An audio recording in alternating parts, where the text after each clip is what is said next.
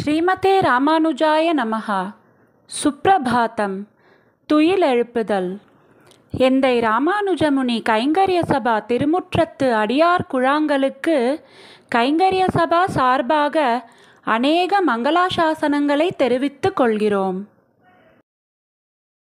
கைமான மழகளிற்றை கடல் கிடந்த கருமணியை மைமான மரதகத்தை மறையுரைத்த திருமாலை எம்மான எனக்கென்னுமிரியானை பரிகாத்தவம்மானை யான் கண்டது அணிநீர் தென்னரங்கத்தே.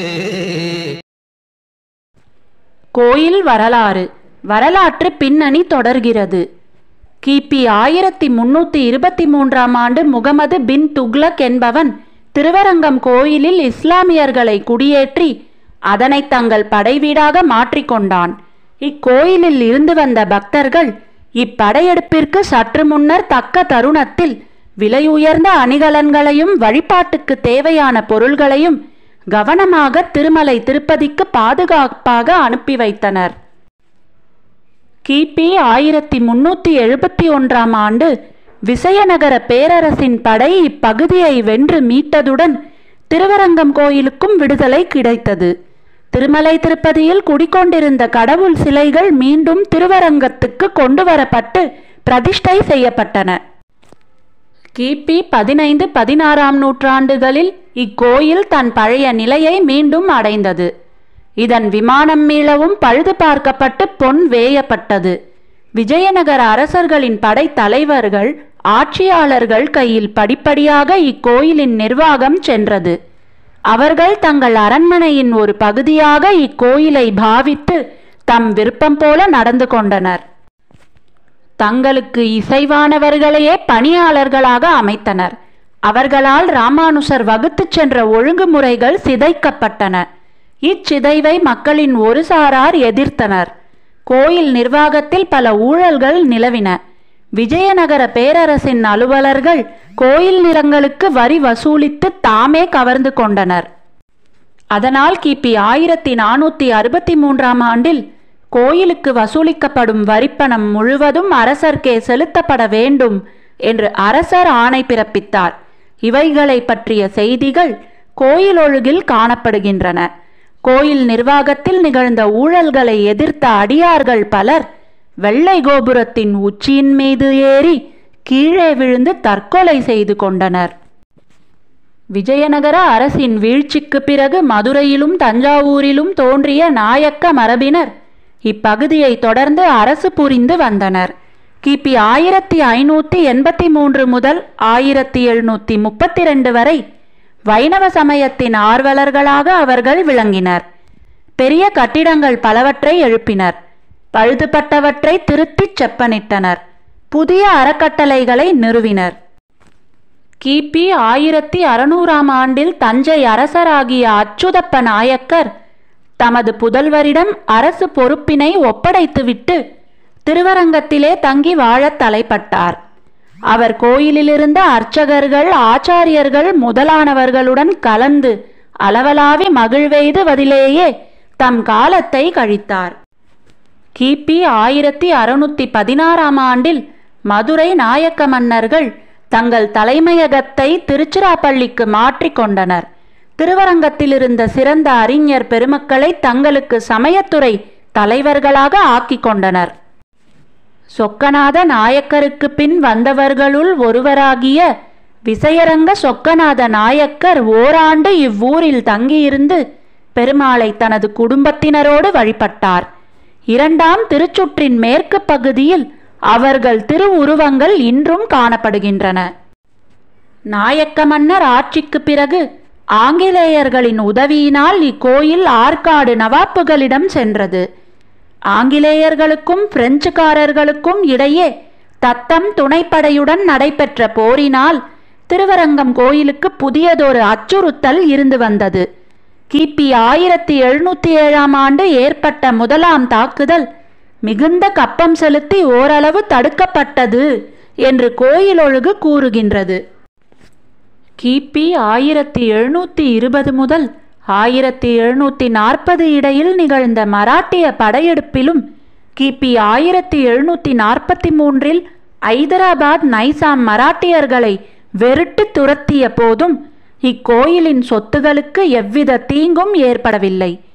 ஆனால் சில ஆண்டுகளுக்கு பிறகு கிபி 1751 ஆற்காட்டு நவாபையும் ஆங்கிலேயரையும் எதிர்த்து போர் புரிந்த போது சந்தா சாஹிப் பிரெஞ்சு படைகளுடன் திருச்சிராப்பள்ளி கோட்டையிலும் திருவரங்கத்தீவுக்குள் குறிப்பாக அரங்கநாதர் கோயிலின் வெளிப்பிரகாரங்களிலும் புகுந்து ஒளிந்து தம்மை பாதுகாத்து கொண்டான்.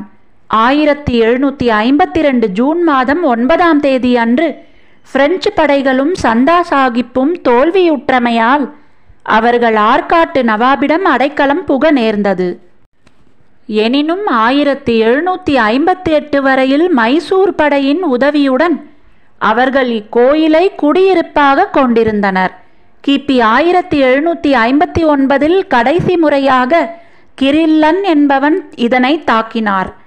இத்தகைய பல நிகழ்ச்சிகள் நடைபெற்ற போதிலும் இக்கோயிலின் புகழ் சற்றும் குறையவில்லை.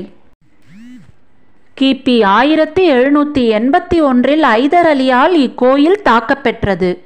கிபி 1790 இவரது புதல்வராகிய திப்பு சுல்தான் இக்கோயிலின் மீது படையெடுத்தார். ஆனால் ஆங்கிலேய படை முன்னேறி அச்சுறுத்தியதால் ஒரு சில நாள்களில் இங்கிருந்து அவர் வெளியேறினார். ஆயினும் இப்பகுதி முழுவதும் இஸ்லாமியர் ஆதிக்கத்தின் கீழ் இருந்து வந்தது. அவர்கள் தங்கள் அதிகாரத்தை செலுத்துவதற்குரிய உரிமையினை வலியுறுத்தி வந்தனர். அது இக்கோயிலுக்கு பல தொல்லைகளை விளைவித்தது. கிபி 1801 கர்நாடக பகுதி கிழக்கிந்திய கம்பெனியின் ஆட்சிக்கு மாறியது. திருவரங்கம் கோயில் வேலஸ் என்னும் மாவட்ட தலைவரின் ஆட்சி வரம்பின் கீழ் வந்தது. 1803 அவர் திருவரங்கம் நகரில் இருந்த தல வரலாறுகள் அனைத்தையும் ஒருங்கிணைத்தார்.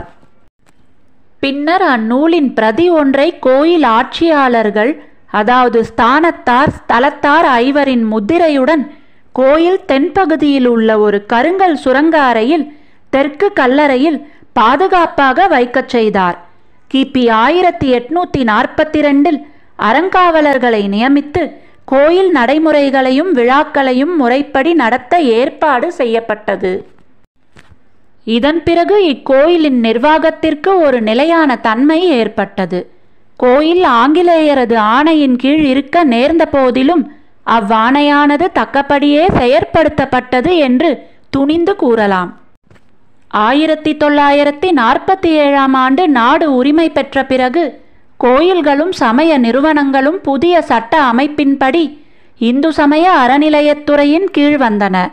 இப்போது இவ்வறநிலையத்துறையே திருவரங்கம் கோயில் உட்பட அனைத்தையும் ஆட்சி செய்து வருகிறது. ஸ்ரீமதே ராமானுஜாய நமஹா. ஆழ்வார் எம்பெருமானார் ஜீயர் திருவடிகளே சரணம். ஜீயர் திருவடிகளே சரணம். ஸ்ரீமதே ராமானுஜாய நமஹா.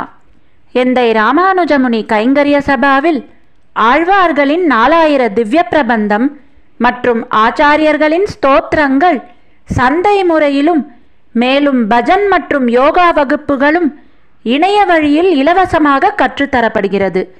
மேலும் விவரங்களுக்கு 9508436698 என்கிற கைபேசி எண்ணிற்கு தொடர்பு கொள்ளவும். ஸ்ரீமதே ராமானுஜாய நமஹா.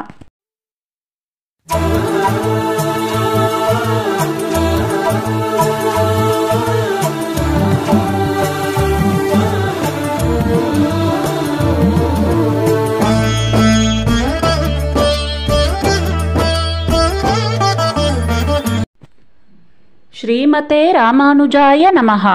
பஞ்சாங்க ஸ்ரவணம்.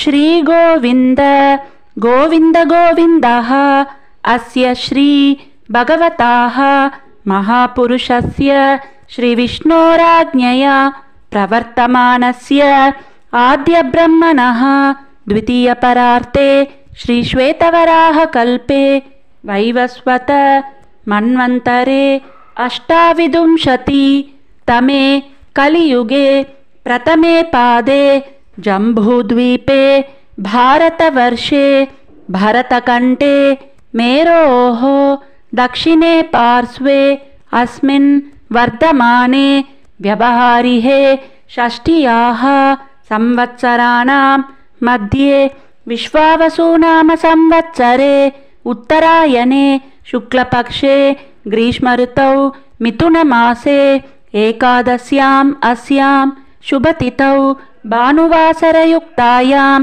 विशाखानक्षत्रयुक्तायां श्रीविष्णुयोग श्रीविष्णुकरण शुभयोग शुभकरण एवं गुण विशेषेण विशिष्टायाम् अस्यां शुभतिथौ श्रीभगवताज्ञया भगवत्कैङ्कर्यरूपम् अद्य करिष्ये. ஸ்ரீமதே ராமானுஜாய நமஹ. ஆழ்வார் எம்பெருமானார் ஜீயர் திருவடிகளே சரணம். ஜீயர் திருவடிகளே சரணம்.